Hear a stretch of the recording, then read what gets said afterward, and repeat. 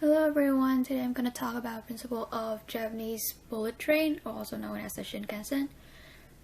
Firstly, I'm going to tell you a little bit about what is a bullet train, and then I'm going to address an issue that the bullet train used to have and how physics helps solve it. And finally, I'm going to introduce a little bit about a new technology that is applied on bullet train, which is the maglev technology, also known as the Chuo Shinkansen. Bullet train is referred to Japan's high-speed railway lines. It was first proposed in the early 1900s in America and Europe, but only in the 1960s it was officially operated in Japan. Right now it's operated in about 20 countries in Europe and Asia, and its top speed recorded was at 320 kilometers per hour, or about 200 miles per hour. This is some more of the recorded speed over the years for the Japanese bullet trains. As you can see, it went from 120 miles per hour at first, and it's around, right now I think it's almost at like 300 miles per hour already. An issue that the bullet train in Japan came across back then was that since it was going at such a high speed, especially when it's going out of a tunnel, it created a very loud noise that can be heard from like hundreds of meters away. And since the Japanese very value their quiet, the Japanese engineer actually came up with a solution for this problem, and they actually take the inspiration from nature, or more specifically from the kingfishers.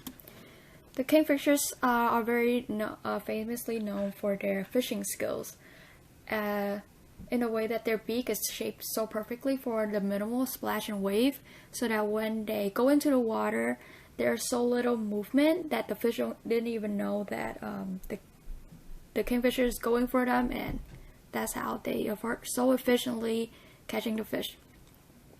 The Japanese engineers take this inspiration and model the bullet train like the kingfisher's beak, and they find out that it produced 30% less air pressure, used 15% less electricity, and are 10% faster. So from chapter 5 that we learn about friction force, we are given these equations: F equal constant times speed, with K and D are constant that depends on the shape and size of the body on the density of air. Now we know more specifically that for the drag force, Fd is equal to negative 1/2 times fluid density times speed of the object relative to fluid squared times the coefficient of drag times the frontal area of the object that is pushing through the fluid.